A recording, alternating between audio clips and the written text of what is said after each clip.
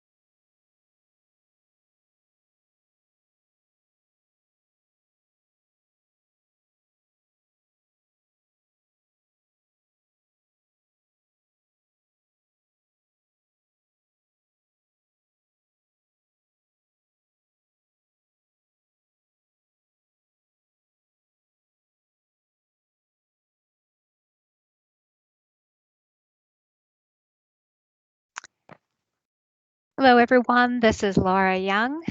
Thank you for joining us for today's session. We'll be starting here in just a moment.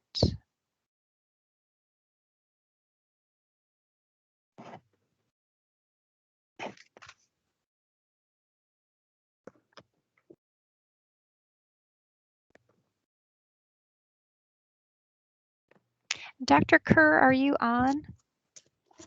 Yes, ma'am. All righty. I'll let you go ahead and take the screen.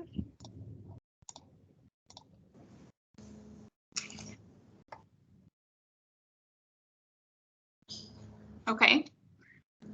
Do you want me to go ahead and pull up my slides or wait another minute? No, you can go ahead and pull yours up. I'm going to go ahead and just see who might be waiting in the waiting room here.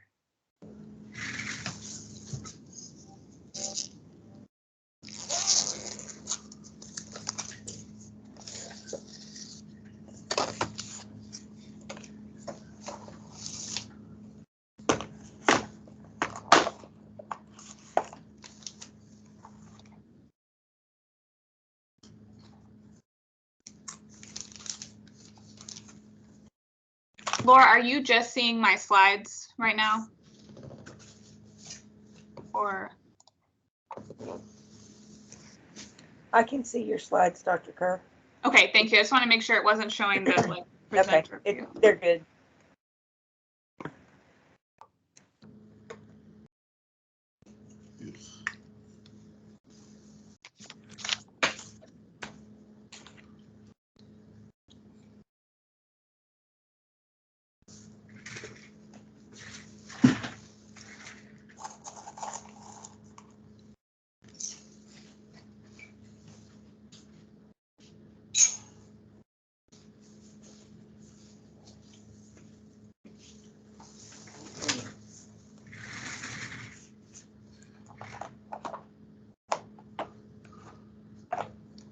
Laura, are you going to present me, or when do you want me to start? Oh, you know what? I was on mute. Let me try that again. So welcome everybody to the CPAN CME today, managing complex ADHD when ADHD isn't so simple. We have Dr. Catherine Kerr with us today. She's one of our child psychiatrists here at UT Health Science Center with the CPAN program. And she really enjoys educating PCPs about various medications used to treat mental health conditions in children, as well as the interplay between physical and mental health. Dr. Kerr's specialty areas include treating ADHD, early childhood mental health treatment in primary care, and college mental health. So would you welcome Dr. Kerr, please? Dr. Kerr, I'll hand it over to you. Great, thank you, Laura. So welcome everyone today to our CPAN presentation for this week, and I'm going to be presenting on managing complex ADHD when ADHD isn't so simple. So to get the kind of boring stuff out of the way, so the learning objectives of this lecture, I hope that at the end of this presentation you'll have kind of increased information to be able to identify what constitutes complex ADHD in pediatric population, to perform a comprehensive evaluation of a patient with complex ADHD, to provide psychoeducation about ADHD and its coexisting conditions, and to identify evidence-based treatment of patients with complex ADHD. I have nothing to disclose. I don't have any financial relationships.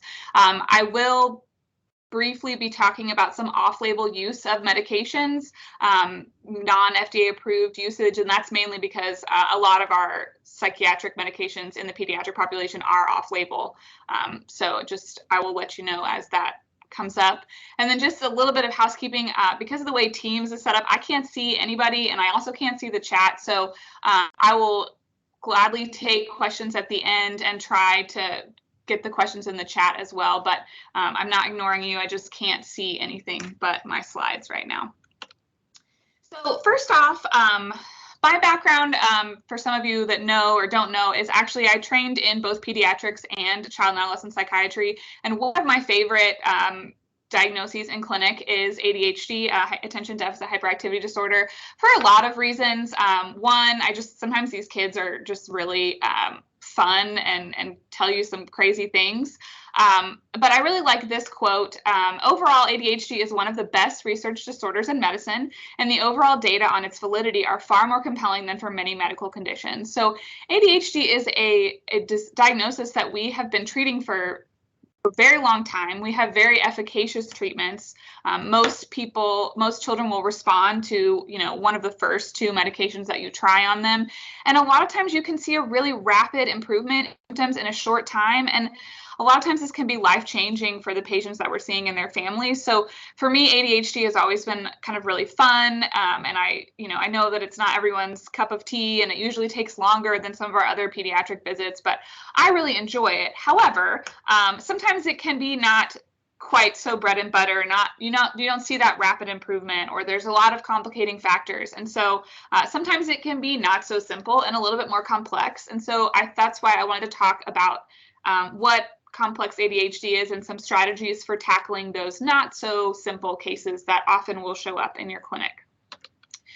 So first, starting off with the definition of what is complex ADHD. And I think you could argue that complex ADHD is anything that isn't simple to you as the provider, the treating provider.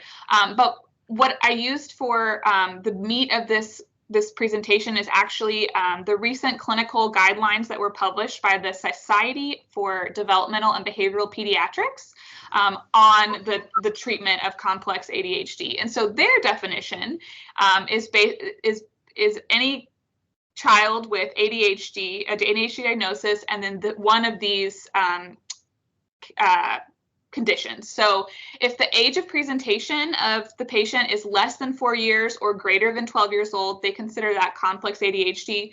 The less than 4 years is simply because that age group is a little bit harder to tease out what is developmentally appropriate and what is truly ADHD. Also, our medication treatments are a little bit more limited, and psychosocial treatments are kind of more the mainstay in that age group. And then greater than 12 years, I think this is a lot because to be diagnosed with ADHD, you do have to have had symptoms before age 12. So theoretically, patients would be presenting before that. And then often when you get to the 12-year, you may have, this is when you're going to see more of those comorbid anxiety, depression things that may complicate factors. Another criteria for complex ADHD would be the presence of coexisting conditions. And in the Society for Developmental Behavioral Pediatrics guidelines, they say coexisting conditions rather than comorbidities or coexisting diagnoses.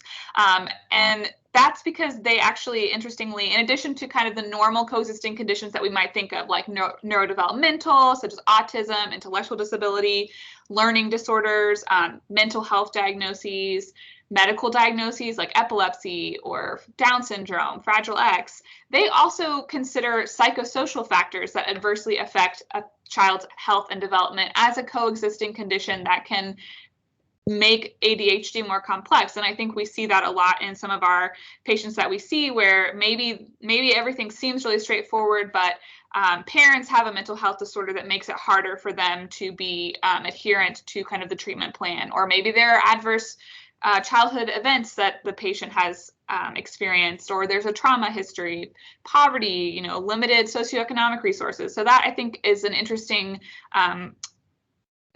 way to think about it, and that certainly will make treating ADHD more complex. Another criteria would be moderate to severe functional impairment, diagnostic uncertainty, or inadequate response to treatment.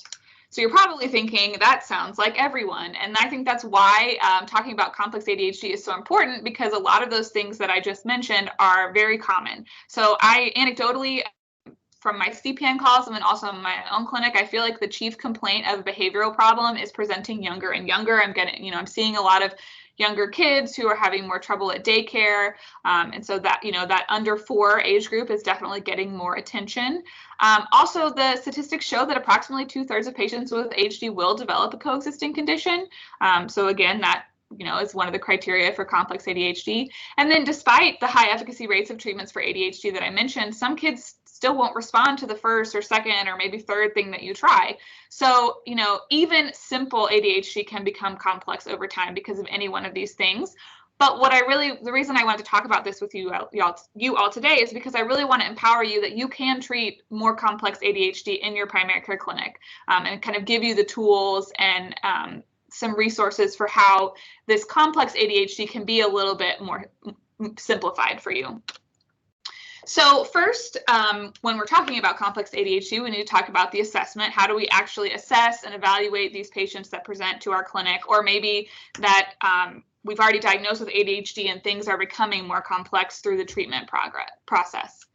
So first, I want to talk about the evaluation and emphasize what's different. So this slide may look very similar to you if you already are kind of familiar with the American Academy of Pediatrics guidelines for the treatment of ADHD, kind of the simple ADHD.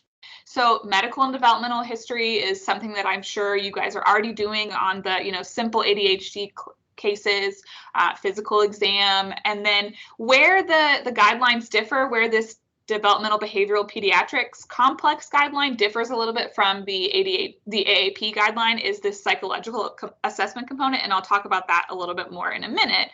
But psychological assessment is a really broad term, and even though the guidelines are a little bit, the recommendations are a little bit stronger for the developmental pediatrics recommendations, the AAP does at least recommend that pediatricians at least screen for comorbid conditions. So it's still a component that they're recommending. So a lot of times the patients that have already that are presenting to you will already have, you've already diagnosed them with ADHD and something else is making it complex. So you don't have to reinvent the wheel and do all of these things again if you've already kind of done the first assessment. But just to kind of review, in that medical and developmental history, you want to make sure you're asking about any previous and current treatments. And when you're asking about previous treatments, you want to ask about why were they stopped and, side effects, things like that. You want to use a standardized questionnaire and be sure to pick one that's appropriate for the age that you're seeing. So the Vanderbilt is a very commonly used tool, and I use it a lot myself, but just remember that that is actually validated for age 6 and above, or 5 and above. I have it on a different slide. I'm blanking right now. So those younger kids, you do need to think about a different tool, and I'll suggest some later. If you have access to, or parents can provide you the school records, including a 504 or an IEP, that's really helpful to kind of do your assessment. And then a cardiovascular history, both of the individual and the family, which I'll talk about more in a second. For the physical exam, if the patient is having routine well child checks, you don't have to do per se like a full extensive physical exam if it's presenting for an ADHD complaint, but you do want to make sure you're checking the height, weight, pressure, and pulse, and that they are having those regular health maintenance exam. But there's no need for baseline labs or EKG or anything, head neuroimaging, anything like that. And then with the psychological assessment, there's a couple different components: psychological testing, neuropsychological testing, mental health assessment, and then reviewing previous testing or other assessments that may have been done. So with the evaluation, you want to make sure you're using an evidence-based approach, and you're being developmentally appropriate. So just keeping in mind the age of a patient, the symptoms or kind of impairing things in a 5-year-old is going to be really different than the symptoms and impairments in a 13-year-old. And so just remembering that when you're doing it, and also being culturally sensitive to the different types of families that are coming into your office and what their needs and kind of their supports or lack of supports are. You also want to make sure that you're getting data from multiple sources and settings. So if possible, if the child is in school or preschool, daycare, if you can get data from a teacher or a daycare provider in addition to the parents, that's really helpful. And then one thing that the guidelines for this complex ADHD really focus on is when we're doing our assessment, we want to focus on the functional impairments that the child is having, not necessarily focusing only on those 18 kind of core ADHD symptoms. Those are definitely important for the diagnosis, but we also want to see how the diagnosis is impairing the child. And so the areas that we would be looking at for functional impairments would be academics. So how are they doing in school? Is it affecting their school progress? Social interactions, such as with family and peers. Is this, impairing their ability to make friends, their self-esteem, participation in community settings, and then their activities of daily living. Are they able to kind of function on their own? Just a quick touch on the cardiac history. So when you're doing that, history part of the exam, you just want to make sure that you rule out an individual history of syncope, a family history of sudden cardiac death, and any cardiac abnormalities. And then if there is any positive risk factors when you're kind of going through that history, you may want to consider a cardiology referral. But the AHA guidelines, the American Heart Association, don't recommend a routine EKG for every patient that we start on stimulants. There's no value. The studies show that the risk for cardiac events is not any higher in patients treated with stimulants than we would expect to see in the general population. So they have said that a routine EKG is not needed. And then touching more on that psychological assessment that I mentioned was kind of a stronger recommendation in the developmental behavioral pediatrics recommendations than it is in the AAP's recommendations. In the management guidelines for complex ADHD, they really strongly recommend doing a psychological assessment on all these complex ADHD kids. But I think that you can use your clinical judgment as to what that means. I think psychological assessment is a very broad umbrella term. Now, psychological testing to look at, are we concerned about cognitive delays, or, if there's concern about academic achievement, then you might consider a true formal psychological testing evaluation, perhaps with a psychologist. Neuropsychological testing might be another option if you're worried about kind of memory and executive function. But the piece that I think you can do even in your own office, or you can refer, is for a mental health assessment, and that's going to be the diagnostic interview to kind of cover the other mental health diagnoses that can be kind of comorbid or in the differential of ADHD. And there are also standardized questionnaires for a lot of these that you can use to help guide you. And, sometimes these patients will come to you with testing that's already been done. And so you may wonder, when does this ever need to be done again? Or is there any point in repeating it? And there's a couple of times that you might consider, referring for repeat testing. If there's a deterioration in the mental health or functional status of the patient, if you're seeing poor academic progress that's not explained by previous test results, so if they have a known kind of cognitive delay, you might expect poor academic progress, but if that wasn't something you saw before, that might be a reason to consider reevaluation. If you're having suboptimal response to ADHD treatment, if they were really young, like less than 6 when they had the previous test, that's a time, a lot of times if they were very minimally verbal when they had the testing the first time, it's helpful to update that if they're more verbal and able to participate more in the evaluation. And then sometimes people recommend, if you're preparing for a transition to college, so that they have kind of updated testing, and if they need to ask for accommodations or anything, that they have kind of an updated record. So moving along into the treatment piece, I'm going to give kind of a very bird's eye view of all of the different treatment components. I'm assuming that you guys have a basic kind of understanding of, the first line stimulant treatments and things like that, and kind of hone in on just some other details. But I'll also give you some resources at the end to give you more concrete kind of algorithms and things to work through for this, that the Society for Developmental and Behavioral Pediatrics actually created to go along with the clinical practice guideline that they made. So the first piece is behavioral and educational treatment. And I think this is a piece that we often forget about or overlook. And a lot of that is because there are not always as many of these resources, formal resources for this available in the community. It's hard sometimes to find those psychosocial interventions that we hear about in this dream world, that it would be so great if we had ADHD summer camp and all of this, but it's still really important that we're still thinking about it. It's also easy to jump to the medication management because it works so well that it's sometimes like, well, I know this is going to work, so maybe I'll just go right to the medicine. But it's really important that we do still think about the behavioral and educational treatment component and those kind of psychosocial interventions, because these interventions focus on areas of functional impairment that can affect kind of long-term outcomes. And they often provide skills that the patient can use throughout adolescence and adulthood that you'll continue to see the benefit of these treatments long after the intervention has stopped, versus with medications, once you stop a stimulant, you don't really see that benefit continue on.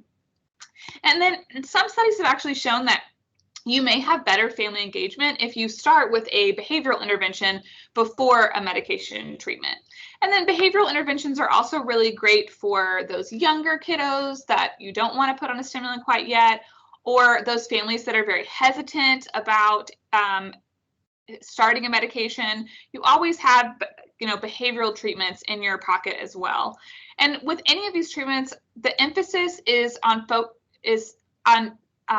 identifying and treating the functional impairments, not just the ADHD symptoms. So if a kid, is running around in circles in their living room and it's not bothering anyone, that may be a symptom of ADHD, but if it's not impairing them, that we don't worry about it quite so much as if they're running around in circles in the classroom and they're disrupting other children and they're not getting their work done. So we really want to be focusing on the functional impairment rather than just those 18 symptoms when we're thinking about treatments.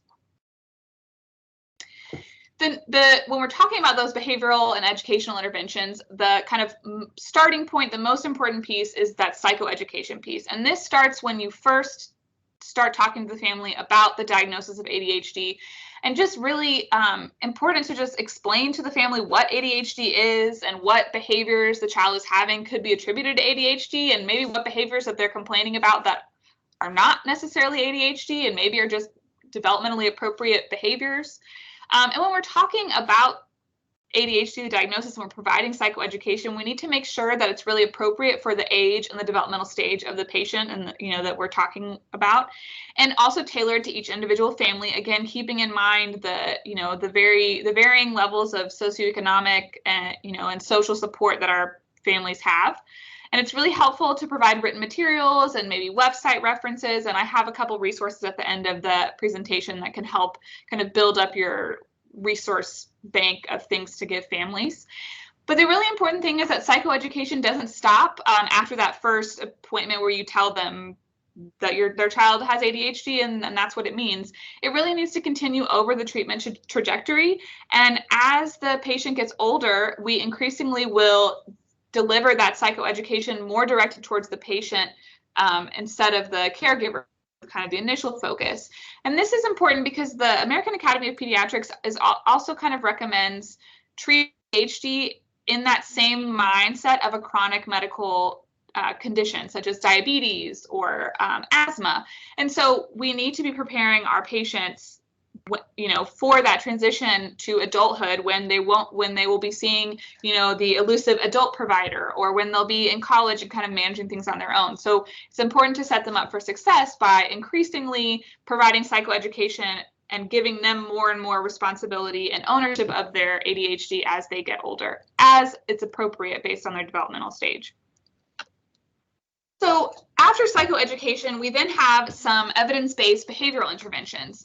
And I will say these are, again, like if I lived in a magical world, these would be available for everyone and insurance would pay for all of them, but often that's not the case. And so I'm telling you about them so that you're aware that they exist, but I know that they are harder to find. It's hard to find these formalized services in the community, but that's an area where our CPAN team may be able to help point you in the direction. If these services do exist in your area, they may be able to help point you in the direction. So the first kind of category is behavior parent training. So this is kind of providing education about behavior modifications that's done by the parents. A classic example of this would be like PCIT, parent-child interaction therapy, also some parent management like trainings kind of would fall under this.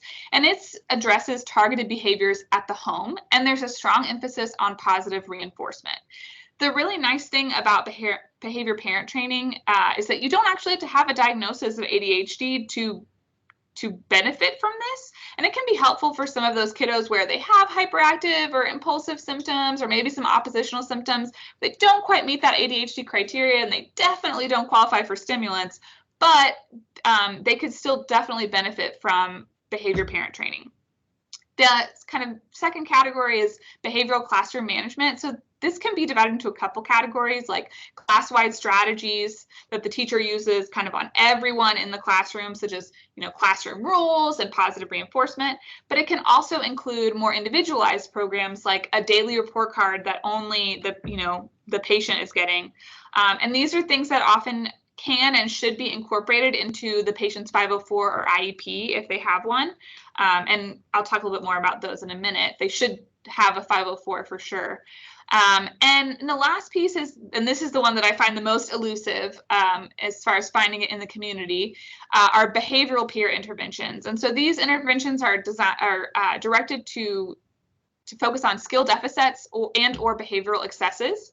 And it's best delivered in school or summer camp settings. I always think of this, the MTA study, which is one of the landmark studies for ADHD treatment, had a summer camp for the ADHD patients. And I really would like to know where this summer camp is because it sounds really cool. But again, this is a hard one to find, but the goal is to promote generalization of skills. So learning skills in this kind of setting and then being able to generalize those and use them in other areas of life. Another evidence-based intervention that, again, is a little bit harder to find kind of in the wild is organizational skills training. And this is the best evidence for this is for children ages 9 to 18. And that's just because of their developmental stage. Any younger than 9, they're just going to have a harder time with these tasks, whether they have ADHD or not. And this is kind of working on skills like organizing our learning materials, tracking our assignments, and planning work completion. Certainly if there were formal programs for this, that's wonderful. But then there's also just some other, resources and more informal tips that you can give patients. But these are those skills that I was talking about that have those long-term effects. If we teach kids to organize their materials and how to plan, make a plan and stick to it, that's something that's going to stick with them into adulthood more so than a medication might. So that's this is just another thing to think about. Just a brief kind of overview of school services. that ADHD kids typically qualify for. So there's a 504 plan, which children with ADHD meet the criteria for disability under the Section 504 of the Rehabilitation Act of 1973. And so most of your ADHD kids should at least have a 504 plan. And this should include academic and behavioral interventions, not just accommodations for ADHD. So an accommodation would be something like, extended time. So the definition, an accommodation is an environmental adjustment that's designed to level the playing field for children with a disability. So like I said, extended time would be an accommodation. Preferential classroom seating would be an accommodation. But accommodations alone are not effective. We also, their 504 plan should also have interventions. An intervention is a systematic, well-designed set of strategies that have been shown to be effective through research with children who have ADHD. So an example of this would be some of those behavioral classroom management techniques that I talked about earlier, some of the classroom-wide things, and then also that, daily report card can be an intervention. So something that's not just kind of an environmental leveling of the playing field, but actually an intervention, something that's designed to change something. And then an IEP, children with ADHD, some of them may meet eligibility criteria for special education services under the Individuals with Disabilities Education Act. And the common categories that they qualify for would be other health impaired, severe emotional disturbance, or if there is a coexisting learning, cognitive, or medical disability. So these complex ADHD kids may often meet eligibility for an IEP because they often have the co-occurring diagnoses.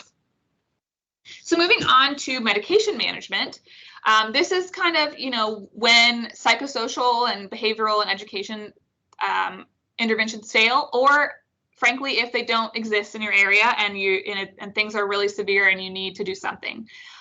So again, it's indicated when there's continued impairment despite psychosocial treatments and when the core ADHD symptoms cause functional impairment.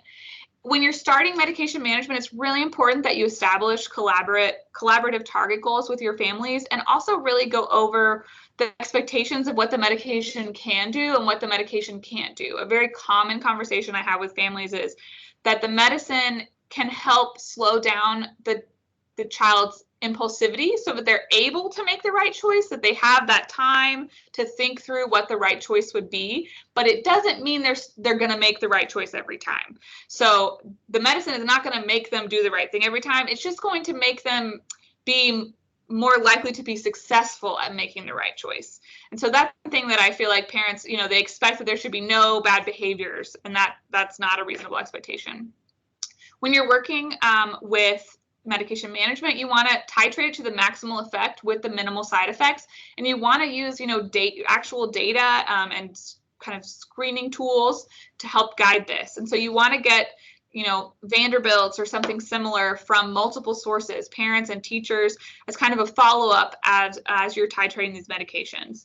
You always want to weigh benefits versus side effects, and I'll talk about some of the common side effects and how to manage some of them, but it's important that overall it's having more of a benefit than kind of side effects.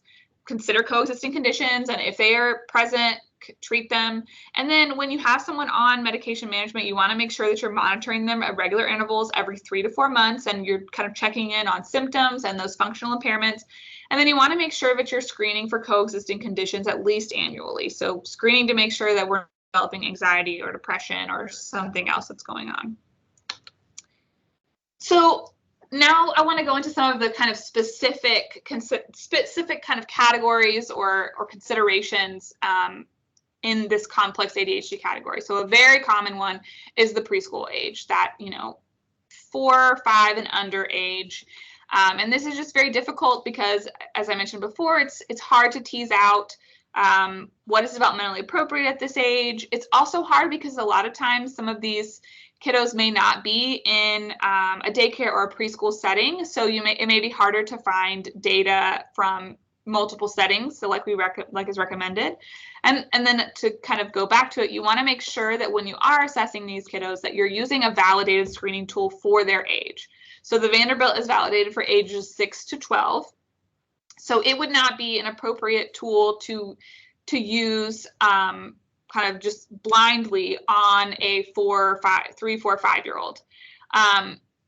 There are some various proprietary tools that are available, such as the CBCL or the Connors, that are available for younger ages. Unfortunately, these are products that you have to pay for, and they're typically longer, they are harder to score, and they're just really not conducive to using in the primary care pediatric setting.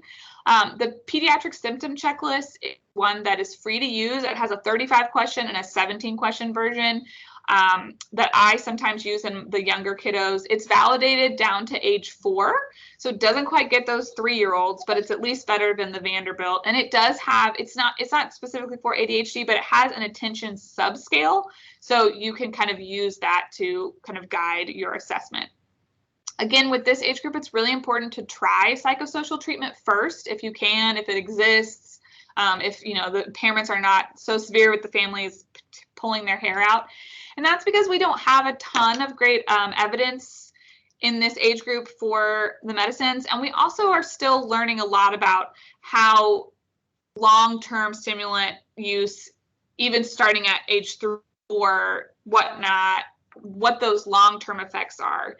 And so it's just better to be more conservative in this age group if you can. But sometimes there definitely are times when, especially in that 4 to 5 age range, that you do need a medicine. And if you're talking about stimulants, methylphenidate is actually the preferred first line in this age group. However, it is not FDA approved for use in this age. So this would be an off-label use. But the evidence base is much stronger for methylphenidate over Adderall. Adderall does have an FDA approval in ages 3 and up, but the evidence for its efficacy in preschoolers is not as great as methylphenidate. So personally, I recommend methylphenidate in this young age group. Another consideration is an alpha agonist like guanfacine or clonidine. This is used a lot. I've used this a lot in this younger age group, but there's not a robust evidence base for it. In my experience, guanfacine is better than clonidine, especially for kind of daytime symptoms. Clonidine can have that sedating effect.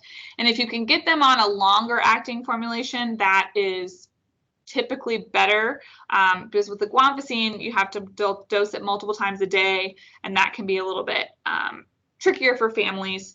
So if you can get them on the long acting, that's generally tolerated better. Another consideration in this complex ADHD category would be anxiety. And so the most important thing is to make sure that you've prescribed appropriate psychosocial intervention. And so for anxiety, you could consider therapy with CBT. A referral for that would be highly indicated. And then as far as medication, if you're at the point where we feel like we need medication, your decision as to whether or not to start with ADHD or anxiety treatment is to figure out which one is more impairing. And when you're trying to figure out anxiety impairments, you're looking at things like severe school avoidance, intrusive thoughts or worries, panic attacks or shutting down, homework refusal, social phobias, or too anxious to see a therapist. We just can't even handle going to a therapist. So if anxiety is the more impairing condition and you feel like medication is indicated, you would start with an SSRI just like you would in any other kind of anxious kiddo that didn't have ADHD. If ADHD is more impairing, you want to follow the typical treatment guidelines for ADHD, which would be stimulants as first line. And a common concern, and I think it even pops up sometimes in the medical record, is that stimulants are a relative contraindication, or anxiety is a relative contraindication to ADHD. And while it is true that sometimes stimulants can worsen anxiety, that there's no blanket statement that if you have anxiety, you can't be on stimulants. If you have ADHD and you need to treat the ADHD, stimulants are definitely indicated. And another point is it's kind of in the wash and you can't really decide if the anxiety or the ADHD is worse. I often will just go ahead and treat the ADHD because those treatments tend to have a noticeable effect much sooner. And sometimes you will see that the anxiety gets better if the ADHD is treated.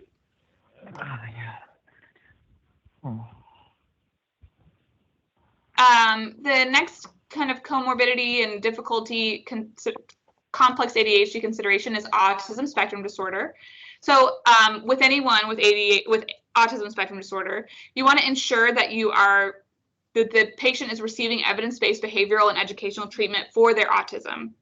And just of note, DSM-5 does allow co-diagnosis with ADHD, so you can have autism and ADHD, and it's quite common. And we see overactivity and impulsivity in both, so it can be kind of difficult to tease out. An important question is, how impairing are the ADHD symptoms? If they are pretty impairing, you can use stimulants, alpha agonists, and atomoxetine. All of those might be useful, all of the ones that we would use for kind of vanilla ADHD, but you might see lower response rates and increased side effects in the autism spectrum disorder population when you compare that with kind of the uncomplicated ADHD population. So something to consider. You may have to use lower doses and just be really conservative with those. And then another question is the impairment due to aggression, irritability, or disruptive behaviors? In that case, you want to start with appropriate behavioral interventions, and then you could consider an atypical neuroleptic like risperidone or aripiprazole. But I'll also add that sometimes the aggression or kind of emotional dysregulation can respond to increasing the stimulant. If the ADHD isn't well enough controlled, sometimes increasing the stimulant can help with these disruptive behaviors. So it's a little bit of trial and error to figure out what's going on, but something to consider, that sometimes we just don't have the right dose of the stimulant. Tics is another kind of complex ADHD topic that I think gets a lot. I don't know that we get a lot of education on it in residency, and there's a lot of questions and concerns in kind of the general population that stimulants cause tics, and if you have tics, you can't be on stimulants. The data really hasn't panned out to show that stimulants conclusively cause tics. What makes it difficult is that ADHD typically presents earlier than tics do, and so what's probably happening is that kids are getting started on stimulants for their ADHD, and then they develop tics as they normally would a little bit later on, and it seems like it's from the stimulant, but it is very possible that they would have developed those tics even if we hadn't started the stimulants. So when you have somebody that has ADHD and tics, and you're trying to decide, what do I want to treat first, or what do I want to treat? Again, you want to decide which is more impairing, ADHD or tics. And when we're looking at tic impairment criteria, we want to look at if there's significant anxiety associated with tics, if they're socially impairing, or if they're functionally impairing in at least one setting, school or extracurricular activities. And so again, this is another one where we want to make sure we're focusing on actual impairment, because sometimes kids will have they'll tic and it doesn't bother them, and maybe nobody else really notices it except the parent. It really is distressing to the parent, but it's not that distressing to the kid. And this would be a time when I would just kind of provide psychoeducation and say, it's not, we're focusing on impairment, and right now it doesn't seem to be impairing him, and we'll wait and kind of watch it. If you do have tics start while you're on a stimulant, you want to kind of try to observe the tic intensity over about 3 months without a medication change. So you can kind of see what the tics do on their own without changing anything. You can consider reducing the dose or possibly substituting for another med. And then sometimes you can do combination therapy for tic control, like adding an alpha agonist or an antipsychotic. And this is a case where you do sometimes have to weigh the benefits with the side effects. So, if it seems like, yes, the tics do seem to be getting a little bit worse with the stimulants, but our academic performance is just terrible if we get off the stimulants, then that's something you may have to just have conversations with the family about what the best choice is. And then the last kind of complex condition to think about is substance use disorder. And it's important to start kind of with that psychoeducation piece about substance use around age 8, and that seems really low, but even at that age, it's a lot more directed towards the parents, and again, focusing on being developmentally tailored and age appropriate. But we do know that adolescents with ADHD are at a higher risk for substance use, but the good news is that evidence shows that if we adequately treat ADHD, it actually decreases that risk. So that's why it's really important to talk to families about making sure that we are adequately treating their ADHD, because this could be another impairment. And you can begin screening for substance use disorders around ages 9 to 11. The guidelines that the Society for the Developmental and Behavioral Pediatrics came out with, they recommend the NIAAA Youth Alcohol Screening Tool, which I am not that familiar with, but there are, if you have another tool that you are more familiar or comfortable with, that would be reasonable as well. And then when you around age 12, when you're screening, you should start using the screening to brief intervention approach, which I don't have time to go into completely here, but really like having a system set up that if someone screens positive, that you have the ability to kind of briefly talk to them and maybe figure out what the best next steps are for them. If concerning symptoms do emerge when you're, throughout the treatment course, you want to weigh the risk versus benefit of continuous stimulant medication. Again, we know that adequate treatment of ADHD does decrease risk of, substance use disorder in this patient population. So you kind of have to use your clinical judgment. If the patient tells you about the marijuana they smoked one time at their friend's house, that may not necessarily be a reason to pull the stimulants. But if you're seeing a lot of concerning behavior, or if you're seeing concerning fill patterns, or maybe you're worried that the parents aren't, you definitely want to reassess your treatment plan and consider adjusting the focus of your treatment to be focusing more on substance use if that is indicated. And the last piece, I want to talk about kind of how to manage some of the side effects, because I think these side effects, while it wasn't included in that definition of complex ADHD, I think that they can definitely contribute to suboptimal response to some of our treatments, and it can definitely make things more complex for you as a provider. So a very common one is appetite loss or growth delay. And you should just anticipate appetite loss. It's just a thing. Prepare the families for it when you are starting a stimulant or even non-stimulants. Atomoxetine can also cause this. Typically, the amphetamine class is the worst for this, with the methylphenidate class being next, and then non-stimulants, again, that atomoxetine can still cause some appetite loss. What's really important in that initial kind of assessment evaluation is make sure you're gathering information about their eating problems at the initial evaluation. A lot of times families will come and say, X, Y, this is going on, but really that was a problem that they were having even before we started stimulants. So it's important, if you have that kind of documented in your initial evaluation, that you can, then well, it's not really from the medicine. I think this is something we were struggling with before. And so that way you can differentiate pre-treatment eating problems from a true medication side effect.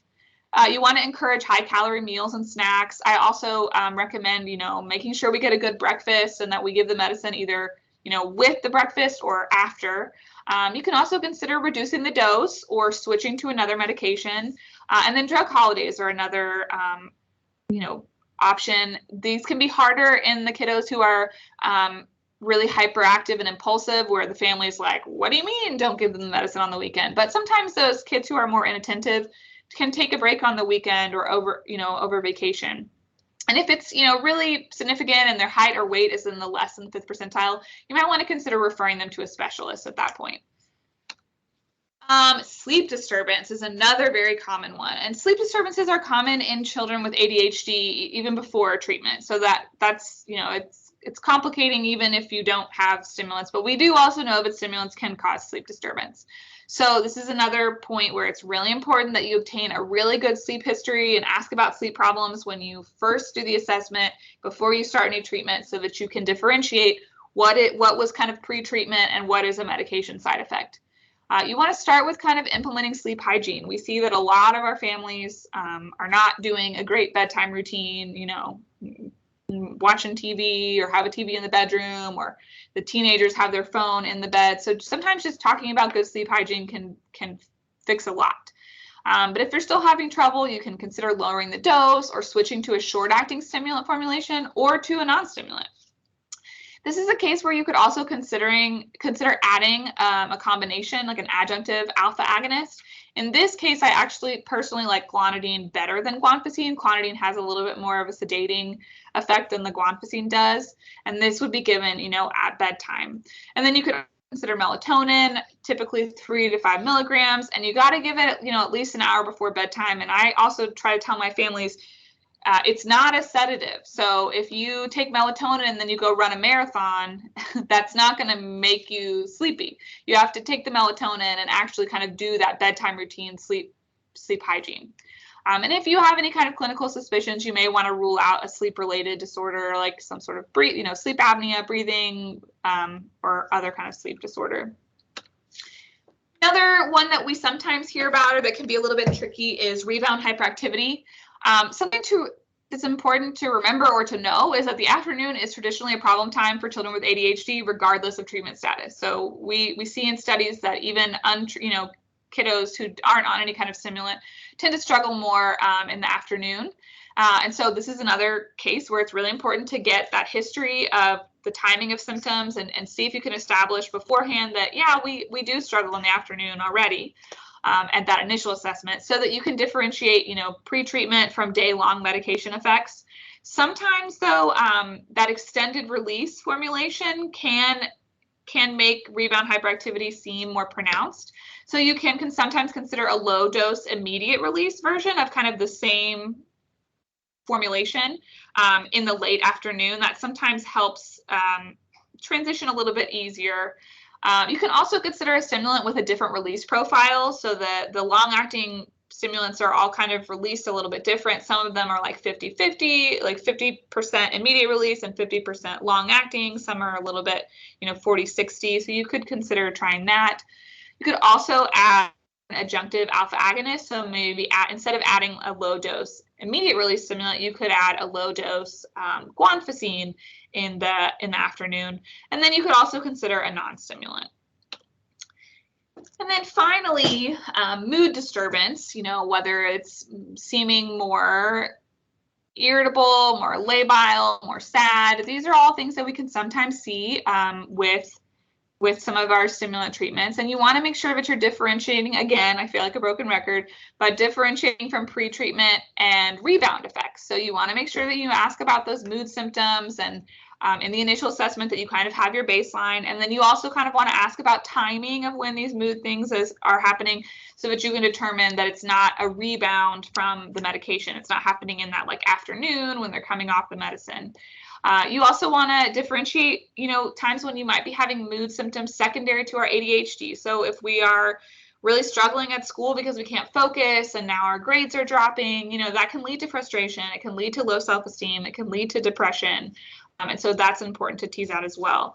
Stimulants, can both treat and cause mood disturbance. We sometimes use stimulants in really depressed older patients who just are not, who need a little spunk. So they can't, they may cause it, but we also use it to treat mood disturbance in some cases. So it's hard to say what a patient how they'll respond. There's no clear association with a specific drug class. So I can't tell you if amphetamines are going to be worse than methylphenidate. You want to rule out comorbid conditions and treat if it's appropriate, and then consider switching to an alternative stimulant or a non-stimulant if it still persists.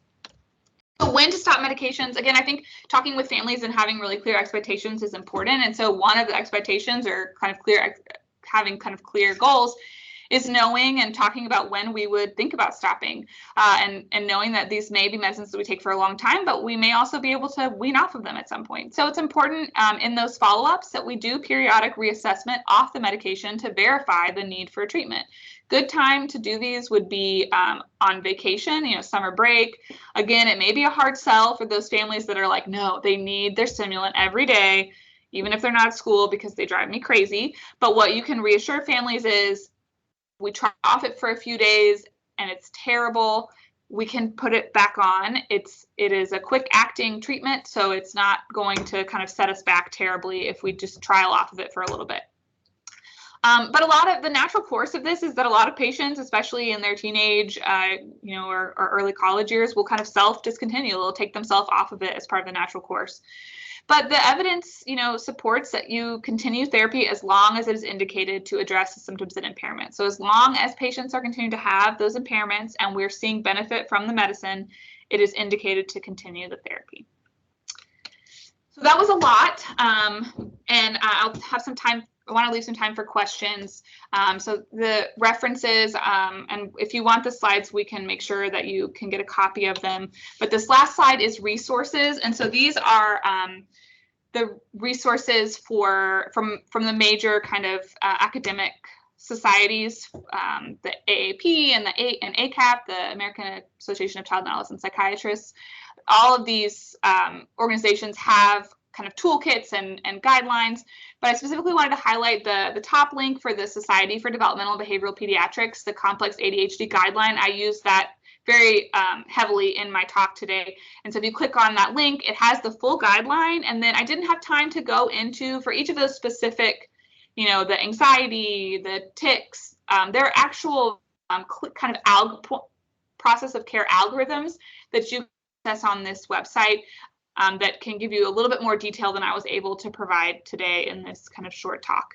And then the last link is CHADD, which is Children and Adults with Attention Deficit Hyperactivity Disorder. This isn't an academic organization. It's more of kind of a general population organization, but they have a lot of good resources as well. So if you're trying to look for things to add to your resource file, this would be a good choice.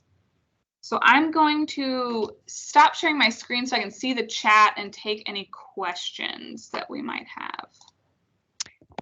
So thus far, we don't have any questions, Dr. Kerr, but I encourage our primary care providers to jump in here if they do have questions. You can either place them in the chat at this point, or you can share them verbally. Just unmute yourself.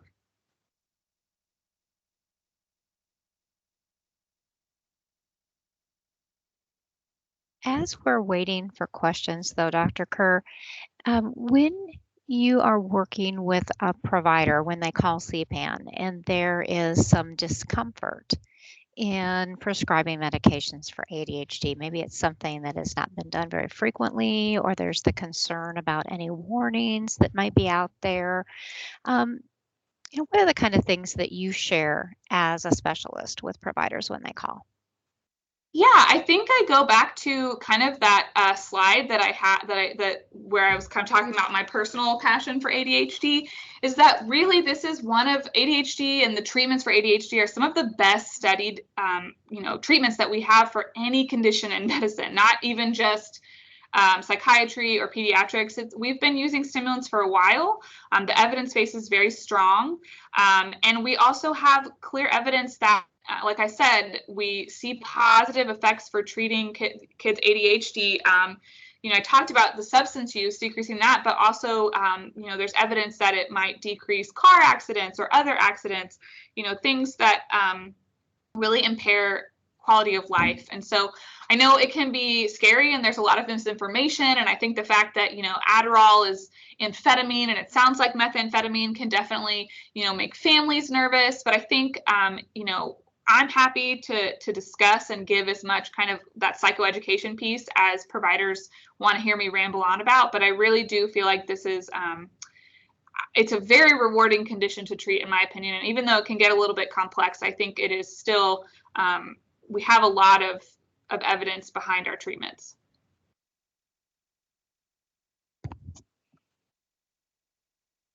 Thank you, Dr. Kerr. Anybody else have any questions, thoughts, anything that you'd like to share either with Dr. Kerr in her role as presenter today, or anything related to CPAN, as Dr. Kerr is one of our psychiatrists?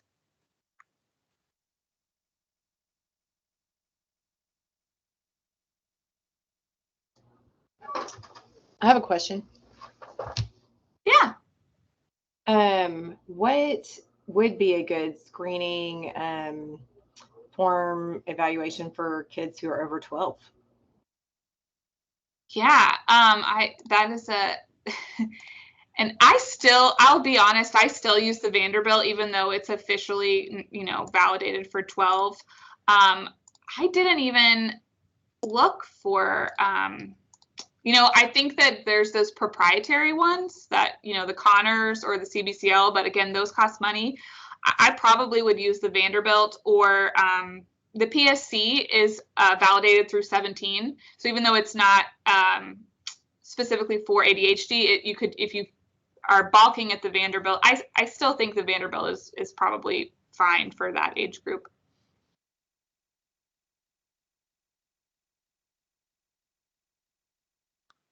Great question. What else? I think more than anything, it's probably the 12 is just because that's the actual diagnostic criteria, is that you have to show symptoms before age 12. But with those younger kids, the reason I don't love the Vanderbilt is because I don't think that some of those questions are super developmentally appropriate for a 3 or 4 year old. And it can get tricky if they're scoring positively. It's maybe just normal behavior, not necessarily ADHD in that age group. But I think for 12 and above, you're probably fine to use the Vanderbilt. And Dr. Kerr, we have a couple of those screening tools that we actually provide to providers who are enrolled or registered with CPAN, correct? Yes, the PSC, I believe we have, I can't remember if we have both a 35 question and the 17 question version. Yes.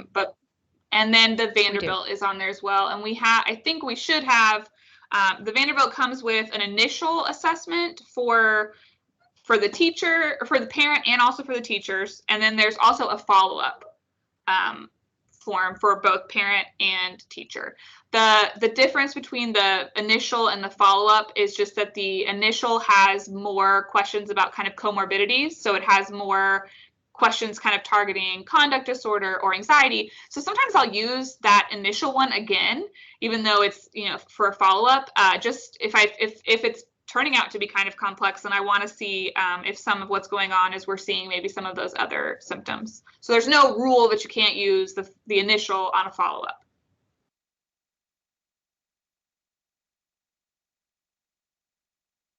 Great. Any other questions today? All right, you will see on your screen, and interrupt me please if you do, you'll see on your screen the QR code that has been presented here for you to use for your evaluation so you can get today's credit. There's also a link, I've placed that in the meeting chat, and between one or the other, you'll be able to get to your evaluation form. If you have any problems with that, please do reach out to me. We did take attendance at 12:30. So as long as you got in by 12:30, you should be good to go. Dr. Kerr, any last words of wisdom for our attendees today? No, I would just say don't be scared of complex ADHD. It can be less complex. It can be simplified, and we at CPAN are happy to help work with you on that. Wonderful. Thank you so much. We appreciate your attendance today, everybody, and we will be back again on the 24th of February. And I have to real quick pull that up because I just closed out that screen that told me what the name of that one was. It's got a great name. I think it's called Click Here. Yeah, it's called Click Here, How Internet Use and Social Media Affect Children. That one's coming up the 28th of March at 12 noon.